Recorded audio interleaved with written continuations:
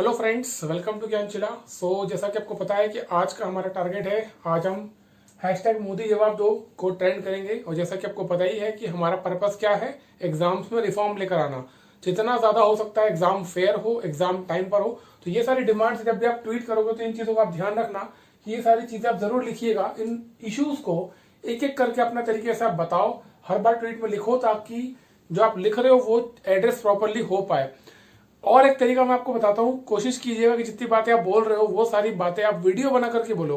होता क्या है, जब आप खुद से बोलोगे तो वो ज्यादा नेचुरल लगेगा, ऐसा नहीं लगेगा कि आपसे कोई ट्वीट करवा रहा है। ठीक है, तो अगर हो सके तो इन सब बातों को आप अपने खुद से बोल के बताइए, अपना वीडियो बनाइए। 30 सेकंड का 20 सेकंड का वीडियो बना करके पोस्ट कीजिए अपने ट्विटर पे, और ज्यादा से ज्यादा लोगों को कहिए कि वो उसको शेयर करें या रीट्वीट करें। ओके, तो हमारे डिमांड्स क्या, फिर से एक बार देख लेते हैं। देखो, एग्जाम एक साल में फिनिश हो जाना चाहिए, मतलब कि नोटिफिकेशन आता है वहां से एक साल के अंदर प्रीलिम्स, मेंस, इंटरव्यू या डिस्क्रिप्टिव एग्जाम आपका पूरा खत्म हो जाना चाहिए और टाइमली आपको ज्वाइनिंग मिल जाए।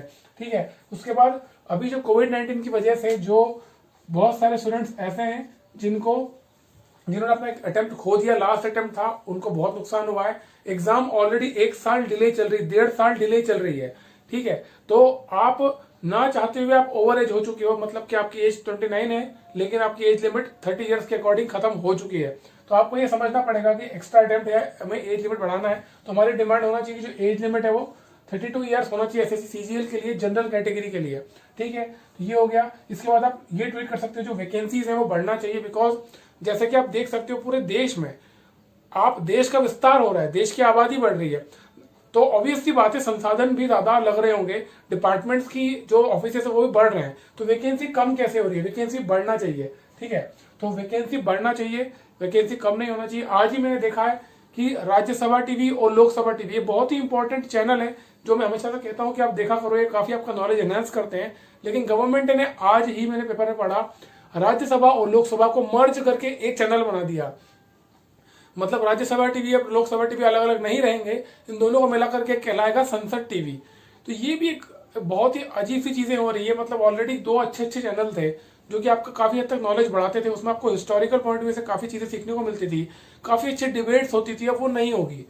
तो दो को मिलाकर के एक का मतलब है कि इसमें भी बहुत सारा स्टाफ है, वो दोनों, ऑब्वियसली दो चैनल है तो दो दो प्रकार की बहुत सारी वैकेंसीज होती थी, वो दो की अब एक हो जाएगी। तो ये गलत हो रहा है, वैकेंसीज डिक्रीज हो रही है, जो कि नहीं होना चाहिए, वैकेंसीज इंक्रीज होना चाहिए।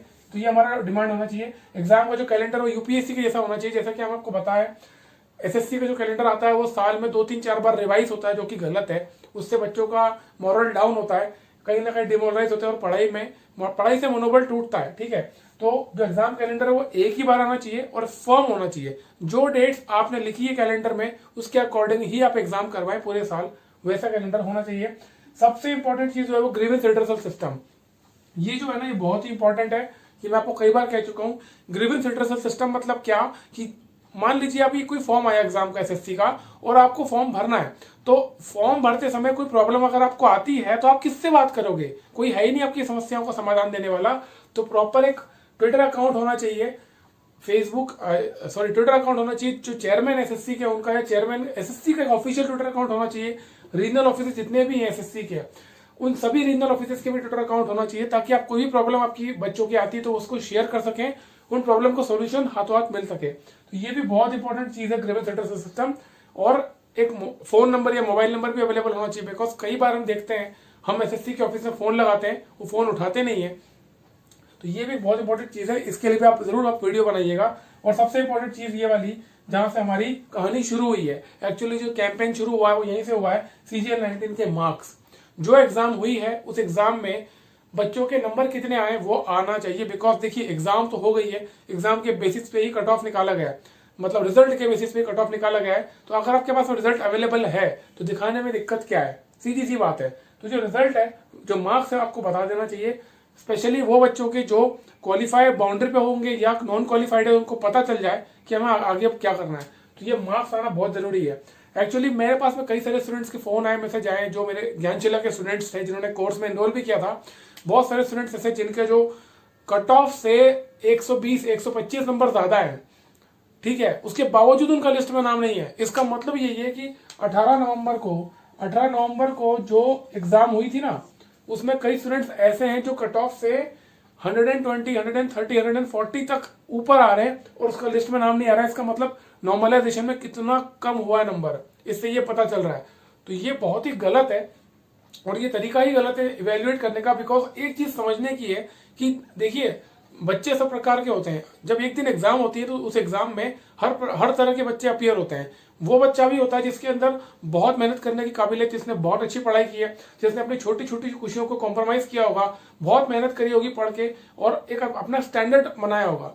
और उसी एग्जाम में एक ऐसा बच्चा भी बैठा होगा जो एवरेज होगा, जिसने एवरेज पढ़ाई की होगी। ठीक है, अब एग्जाम देते समय मान लो दोनों बच्चे अगर फुल मार्क्स स्कोर कर रहे हैं, दैट मीन्स जो एवरेज स्टूडेंट है उसने 2 घंटे में पेपर पूरा सॉल्व कर लिया और जो अच्छा स्टूडेंट है जिसने मेहनत ज्यादा की उसने आधे घंटे या पौन घंटे में एग्जाम खत्म कर लिया। तो यहाँ पर प्रॉपर इवेल्युएशन नहीं हो पाया दोनों की एफिशिएंसी का कि कौन ज्यादा एफिशिएंट है। और कहीं ना कहीं कॉम्पिटेटिव एग्जाम का मकसद भी यही होता है कि हमें बेस्ट टैलेंट निकाल कर लेके आना है। बेस्ट टैलेंट क्या है, बेस्ट परफॉर्मेंस किसका ज्यादा अच्छा है, वो हमें पता लगाना है। तो ये नहीं पता लग पाया और इससे पता चल रहा है कि 18 नवंबर को होने वाली एग्जाम में बहुत सारे स्टूडेंट ऐसे जिनके 110, 120, 125 तक के नंबर कम हुए हैं। तो ये बहुत गलत है, ऐसा नहीं होना चाहिए था।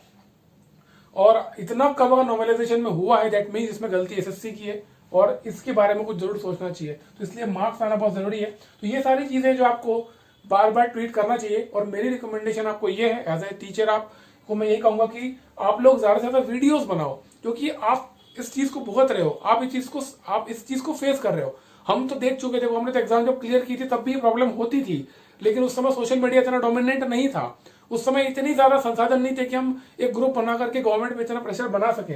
ठीक है, लेकिन आपके पास में यूनिटी है, आपके पास में बहुत सारे टीचर्स हैं, प्लेटफॉर्म्स हैं आपको सपोर्ट करने के लिए। तो आप इस चीज का यूटिलाइज करो, इसका इफेक्टिव यूटिलाइजेशन आपके पास होना चाहिए। और मैं आपसे यही कहूंगा कि उसका तरीका क्या है, आप कोशिश करो ज्यादा से ज्यादा वीडियो बनाने की, जितने ज्यादा हो सकते हैं वीडियो बनाओ। और वीडियो बनाओ 20 सेकंड, 30 सेकंड, और आपके जो इश्यूज होना चाहिए ये होना चाहिए। ठीक है, और हैशटैग हमारा क्या होगा, मोदी जवाब दो। हम क्या चाहते हैं, हम ये चाहते हैं कि इसके ऊपर गवर्नमेंट बात करे, गवर्नमेंट इसमें अपने कॉग्निजेंस ले, वो विचार व्यक्त करे कि गवर्नमेंट क्या सोच रही है और इसमें आगे क्या एक्शन लेने जा रही है। बिकॉज केवल देखो, सवाल यहाँ पर केवल एक एसएससी की बात नहीं है, ये पूरे भारत में सेंट्रल गवर्नमेंट के एग्जाम हो, चाहे स्टेट गवर्नमेंट के एग्जाम हो, चाहे लोकल लेवल के एग्जाम हो, हर जगह धांधली है, हर जगह लापरवाही है। और सबसे बड़ी प्रॉब्लम ये है कि इसको कोई देखने वाला सुनने वाला नहीं है।